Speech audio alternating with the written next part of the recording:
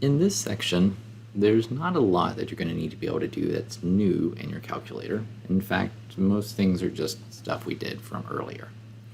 The first of which is a mean and standard deviation of a discrete probability distribution, and the second is an expected value.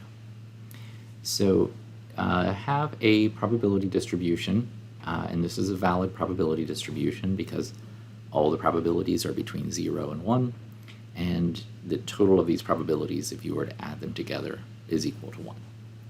What I want to do is find the mean and standard deviation. So I need to put the values of my random variable x into L1, the probabilities in L2, and I'll start with going into the list editor to do that. So press the stat key. The very first item that shows up is the list editor, so I'll just press enter. And if you have some data already in your lists, just highlight the name of the list, press clear and enter. Make sure you don't press delete because that will just remove the list from the editor. And then you'll just need to use stat setup editor in order to get it back to where it was.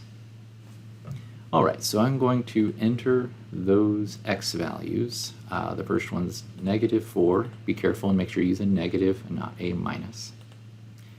Then 2, 1, 10, 18, that's the values of x, and the probabilities are 0.15, 0.32, 0.08, 0.24, 0.21.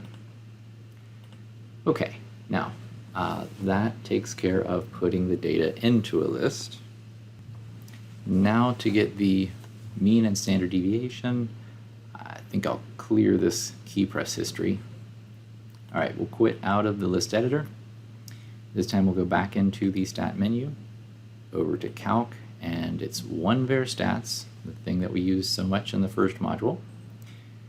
But don't forget, because we're using grouped data, we have individual values paired together with probabilities.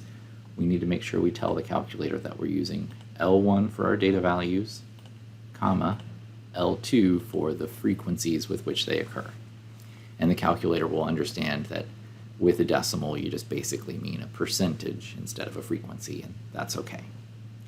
When you press enter, it will calculate the mean and standard deviation for you, but take note that the mean will be provided, but no sample standard deviation will be provided, as was explained in the lesson video. And so you would just use the population standard deviation as your answer there. Now, if you were being asked to compute an expected value, there would be nothing different here. You would have the exact same setup. You have a probability distribution that you would enter into L1 and L2 for both the outcomes of your random variable and the probabilities of each. And then you would just interpret the mean of that distribution to be your expected value. And that's that.